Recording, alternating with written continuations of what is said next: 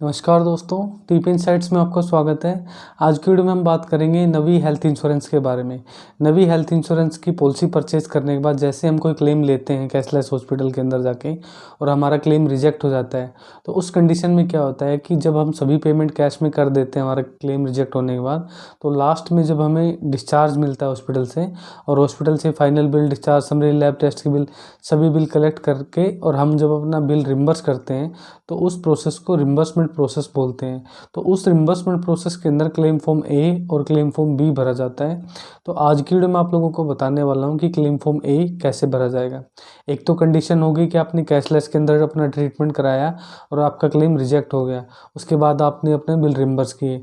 दूसरी कंडीशन होती है बिल रिम्बर्स करने की कि जब आप किसी नॉन नेटवर्क हॉस्पिटल के अंदर अपना इलाज करा रहे हो तो उसमें तो ऑटोमेटिकली आपको शुरुआत से सभी पेमेंट कैश में देनी होती है, हॉस्पिटल को सभी पेमेंट देनी होती है। लास्ट में जब डिस्चार्ज हमें मिलता है वहाँ से तो final bill, discharge summary, lab test के बिल, मेडिसिन के बिल, जो भी आपने पेमेंट किए उनके रिसिप्ट वगैरह हॉस्पिटल से कलेक्ट करनी है, उन पे साइन स्टैम्प कराने हैं और उसके बाद हमें क्लेम फॉर्म ए और क्लेम फॉर्म बी भर के भेजना होता है इंश्योरेंस कंपनी के पास। तो दो कंडीशन के अंदर ही हम ये फॉर्म भर सकते हैं, एक तो क्लेम रिजेक्ट होने की कंडीशन में, एक हम किसी नॉन नेटवर्क हॉस्पिटल में अपना ट्रीटमेंट करा रहे हैं। आगे मैं आप लोगों को इस वीडियो में बताने वाला हूँ कि ये फॉर्म कैसे भरना है, हमें पूरा डिटेल में समझाने वाला हूँ स्क्रीन के ऊपर। स्टेप बाय स्टेप आप समझिए, उस चीज़ को देखिए कि किस किस कॉलम में क्या क्या चीज़ें मांगी हुई है, क्या क्या सपोर्टिंग में डॉक्यूमेंट्स लगे हुए हैं। कंप्लीट प्रोसेस आज की वीडियो में बताने वाला हूँ क्लेम फॉर्म ए के बारे में। तो वीडियो को आप लोग लास्ट तक देखिए। चैनल पे आप लोग नए हैं तो चैनल को सब्सक्राइब कर लीजिए, बेल आइकन दबा दीजिए ताकि नए वीडियो का नोटिफिकेशन आप लोगों को मिलता रहे। तो चलिए वीडियो को शुरू करते हैं।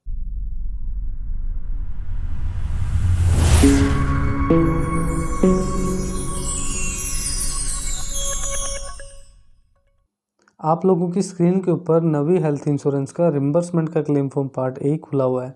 इस फॉर्म को भरने से पहले कुछ बेसिक बातें मैं आप लोगों को बताना चाहता हूँ। सबसे पहले तो आप लोगों को ये ध्यान रखना है कि अगर आप अपना इलाज नॉन नेटवर्क हॉस्पिटल में करा रहे हो तो मिनिमम 24 घंटे के अंदर अंदर आप लोगों को अपनी इंश्योरेंस कंपनी को बताना है फ़ोन करके कि मैं इस नॉन नेटवर्क हॉस्पिटल के अंदर इलाज करा रहा हूँ। तो उस कंडीशन में क्या होता है कि जो कस्टमर केयर वाले होते हैं वो या तो आपकी मेल आईडी पे मेल करेंगे, रजिस्टर्ड मेल आईडी जो होगी उस पे ईमेल करेंगे एक इंटीमेशन नंबर, या आपको वर्बली बताएंगे भी, मैसेज भी करेंगे। तो वो जो इंटीमेशन नंबर होता है वो बहुत ज़रूरी होता है और रिम्बर्समेंट के क्लेम में शुरुआत से लेकर लास्ट तक आप लोगों को उसकी ज़रूरत पड़ती है। तो वो इंटीमेशन उनको करना ज़रूरी होता है, उनको इन्फॉर्म करना ज़रूरी होता है। उसके बाद ही हम क्लेम फॉर्म ए और क्लेम फॉर्म बी भर सकते हैं। तो आगे मैं बताता हूँ क्लेम फॉर्म आप लोगों को कैसे भरना है। इसमें क्या लिखा हुआ है, to be filled by the insured, और इसमें लिखा हुआ है इन ब्लॉक लेटर्स। ये ब्लॉक लेटर्स में भरा जाएगा ये फॉर्म, मतलब कैपिटल लेटर में, बड़े अक्षरों में। तो यहाँ पे देखिए डिटेल्स ऑफ प्राइमरी इंश्योर्ड, यहाँ पे प्राइमरी इंश्योर्ड की डिटेल भरनी है। प्राइमरी इंश्योर्ड होता है जो पॉलिसी का मेन मेंबर होता है। ध्यान रखिए प्राइमरी इंश्योर्ड में और पेशेंट में फ़र्क होता है। अगर प्राइमरी इंश्योर्ड ही पेशेंट है तो बात अलग हो जाती है। प्राइमरी इंश्योर्ड होता है पॉलिसी का मेन मेंबर।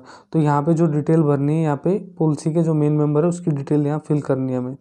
तो यहाँ पे पॉलिसी का नंबर आएगा, पॉलिसी के डॉक्यूमेंट्स में देख के आप लोगों को लिखना है। सीरियल नंबर या सर्टिफिकेट नंबर ये भी पॉलिसी के डॉक्यूमेंट्स में लिखा होता है। अगर ये मिलता है तो आप लोग भर दीजिए, नहीं भी भरोगे तो कोई दिक्कत नहीं है।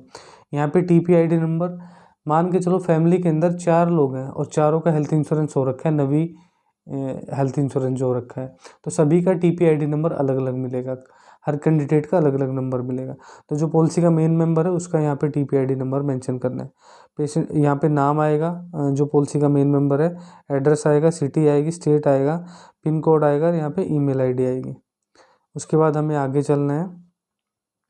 इसमें लिखा हुआ details of insurance history, insurance history की डिटेल मांगी हुई है। Currently covered by any other mediclaim health insurance, वो ये कह रहे हैं कि इस हेल्थ इंश्योरेंस के अलावा आप लोगों के पास कोई अलग से भी कोई हेल्थ इंश्योरेंस प्लान है तो आप येस या नो में बताइए। तो आप लोगों को नो पे टिक कर देना है, येस पे टिक करोगे तो ये डिटेल आप लोगों को भरनी है। उसके बाद हमें आगे चलना है। Details of insured person hospitalise, जो इंश्योर्ड पर्सन है जो हॉस्पिटलाइज जो है, मतलब यहाँ पे पेशेंट की डिटेल मांगी गई है। तो यहाँ पे पेशेंट का नाम लिखना है, यहाँ पे पेशेंट मेल है तो मेल पे टिक करना है, फीमेल है तो फीमेल पे टिक करना है। यहाँ पे एज ईयर्स में लिखनी है, मंथ में लिखनी है। यहाँ पे डेट ऑफ बर्थ आएगी पेशेंट की।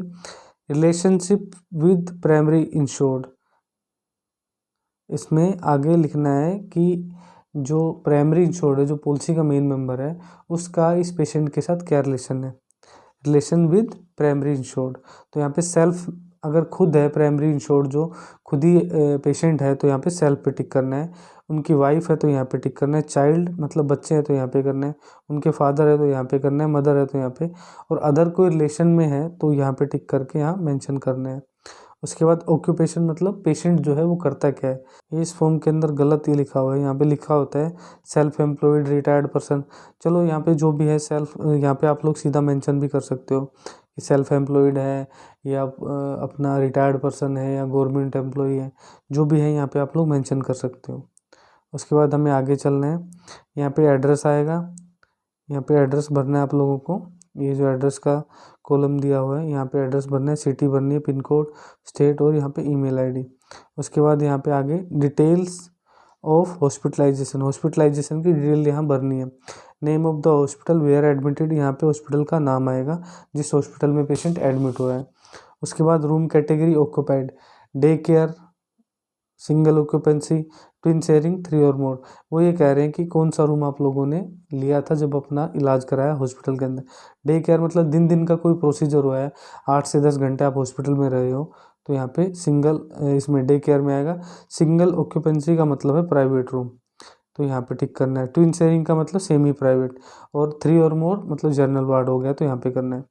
Hospitalisation due to injury, illness, maternity, hospitalise किस वजह से हुए, इंजरी की वजह से हुए, तो यहाँ पे इलनेस मतलब बुखार वगैरह या कोई वायरल फीवर है तो यहाँ पे इलनेस पे टिक करोगे। मैटरनिटी प्रेगनेंसी से रिलेटेड यहाँ पे टिक करोगे। Date of injury, date of disease first detected, date of delivery, इनमें से तीनों में से कोई भी टिक करोगे तो वो जो बीमारी है, जो तकलीफ आप लोगों को कब से पता लगा है, उसकी डेट यहाँ मेंशन करनी है। यहाँ पे वो डेट मेंशन करनी है। यहाँ पे आ गया डेट ऑफ एडमिशन, यहाँ पे एडमिशन की डेट आएगी। डेट ऑफ डिस्चार्ज, यहाँ पे डिस्चार्ज की डेट आएगी। यहाँ पे एडमिशन का टाइम आएगा, डेट ऑफ एडमिशन का टाइम आएगा और डेट ऑफ डिस्चार्ज का टाइम आएगा। उसके बाद इफ़ इंजरी गिव कोज, अगर इंजरी का केस है तो सेल्फ इन्फ्लिक्टेड मतलब खुद से अपने आप को घायल किया, तो यहाँ पे टिक करना है। रोड एक्सीडेंट का केस है तो यहाँ पे करना है। और अल्कोहल वगैरह से रिलेटेड कोई बात है या कोई कहानी है तो यहाँ पे आप लोगों को टिक करना है। इफ़ मेडिको लीगल, अगर मेडिको लीगल कोई रिपोर्ट बनी है तो यहाँ पे आप लोगों को यस करना है, नहीं तो नो पे कर देना है। रिपोर्टेड टू पुलिस, अगर पुलिस को रिपोर्ट हुआ है ये केस तो यस पे टिक करना है, नहीं तो नो पे कर देना है। यस पे टिक करोगे तो एमएलसी रिपोर्ट और पुलिस की जो एफआईआर की रिपोर्ट है वो यस करके अटैच करनी होगी। इसको आगे इसको छोड़ देना है, इस वाले को, सिस्टम ऑफ मेडिसिन को, इसमें ये भी छोड़ देना है आप लोगों को, और हमें आगे चलना है। HIV पॉजिटिव है तो यहाँ पे यस करना है, नहीं है तो नो पे टिक करना है। इफ़ करंटली, ये भी छोड़ देना है, नो नो कर देना है इसको भी। इसके बाद हमें आगे चलना है। डिटेल्स ऑफ क्लेम, यहाँ क्लेम की डिटेल फिल करनी है। Details of treatment expenses claimed in rupees. Pre hospitalisation का मतलब होता है जब हम हॉस्पिटल में 24 घंटे एडमिट हुए हैं या 48 घंटे एडमिट हुए हैं, उस एडमिशन से पहले अगर हमने 1 दिन पहले या 2 दिन पहले डॉक्टर को ओपीडी में दिखाया है और कुछ लैब टेस्ट हुए हैं, कुछ मेडिसिन का मतलब चार्ज हमने पे किया है, तो उनको क्लेम करने के लिए हम क्लेम फॉर्म ए भरेंगे और उसके अंदर हमें क्या करना है, यहाँ पे प्री हॉस्पिटलाइजेशन का अमाउंट डालना है और कितने दिन का हम क्लेम कर रहे हैं वो डेज यहाँ मेंशन करने हैं। पोस्ट हॉस्पिटलाइजेशन का मतलब ये होता है कि डिस्चार्ज मिलने के बाद अगर पेशेंट को डॉक्टर ने 2 या 3 दिन बाद ओपीडी में फिर से बुलाया फॉलोअप के लिए, तो उस कंडीशन में कुछ टेस्ट भी कराते हैं या कुछ मेडिसिन देते हैं, तो उसका खर्चा आप लोग पोस्ट हॉस्पिटलाइजेशन में यहाँ मेंशन करोगे और उसका डेज यहाँ मेंशन करोगे, तो ये प्री और पोस्ट का कॉलम आप लोगों का कंप्लीट हो जाएगा। अगर ना प्री के हैं ना पोस्ट के हैं, पूरा आप लोग चार्ज कर रहे हो, तो यहाँ पे एम्बुलेंस अगर लगी है तो एम्बुलेंस का करना है। और उसके बाद यहाँ हॉस्पिटलाइजेशन एक्सपेंस मतलब एडमिट केस में जो आप लोगों के पैसे लगे वो यहाँ मेंशन करने हैं। लैब टेस्ट का यहाँ करना है। अदर कोई आप लोगों ने पेमेंट की है तो वो अमाउंट यहाँ मेंशन करना है। टोटल यहाँ पे अमाउंट लिख देना है। उसके बाद यहाँ पे देखिए ये क्लेम ऑफ डोमेसरी, इसको नो कर देना है। इसमें हॉस्पी कैश का है, तो ये क्या होता है कि अगर आपके में डेली कैश वाला बेनिफिट है तो आप लोगों को फिल करना है, अदरवाइज नहीं करना है। उसके बाद आता है क्लेम डॉक्यूमेंट सबमिटेड चेकलिस्ट। जो डॉक्यूमेंट्स की जो चेकलिस्ट है, मतलब क्या क्या डॉक्यूमेंट्स आप उसके साथ सपोर्टिंग में लगाओगे, उसकी ये चेक लिस्ट है, मतलब यहाँ से आप लोग वही डॉक्यूमेंट्स टिक करोगे जो सपोर्टिंग में क्लेम फॉर्म ए और क्लेम फॉर्म बी के साथ लगा के भेजोगे। क्लेम फॉर्म ड्यूली साइन, जो फॉर्म हम भर रहे हैं वो साइन किया हुआ ये भेजेंगे। Copy of the claim intimation, जो मैंने आपको बताया कि मिनिमम 24 घंटे के अंदर अंदर आप लोगों को इन्फॉर्म करना होता है इंश्योरेंस कंपनी को, और वो एक मेल भेजती है क्लेम इंटीमेशन नंबर की, तो उसकी कॉपी यहाँ से प्रिंट आउट निकाल के लगानी है। हॉस्पिटल मेन बिल, हॉस्पिटल का फाइनल बिल लगेगा, बिल ब्रेकअप लगेगा, हॉस्पिटल की बिल पेमेंट की रिसिप्ट लगेगी, डिस्चार्ज समरी, फार्मेसी का बिल मतलब मेडिसिन का बिल, ऑपरेशन थिएटर के नोट्स, ईसीजी हुई है तो लगानी है। तो जो जो चीज़ें इसके अंदर आप लोगों के पास है वही टिक करनी है, अदर कोई है तो यहाँ पे टिक करके और यहाँ मेंशन कर देनी है। डिटेल्स ऑफ बिल एनक्लोज, तो इसमें क्या है कि 10 बिल का कॉलम दिया हुआ है, तो यहाँ पे बिल नंबर डालना है, डेट डालनी है, इशूड बाई हॉस्पिटल का नाम या कोई बंदा है तो उसका यहाँ पे नाम मेंशन करना है। तो 10 कॉलम दिए हुए हैं, 10 से ज़्यादा अगर 12 है 15 है बिल, तो आप लोग क्या करोगे यहाँ पे लिखोगे ऑल बिल अटैच, इसमें लिख के, और यहाँ मेन हॉस्पिटल का बिल है उसका अमाउंट डाल देना है, प्री हॉस्पिटलाइजेशन का अमाउंट यहाँ डाल देना अगर है तो, नहीं तो छोड़ देना है, पोस्ट का यहाँ पे डाल देना अगर है तो, अदरवाइज छोड़ देना है। फार्मेसी मतलब मेडिसिन का बिल यहाँ पे अमाउंट यहाँ पे डाल देना है, और यहाँ पे टोटल लिख के यहाँ टोटल अमाउंट मेंशन कर देना है। उसके बाद हमें आगे चलना है।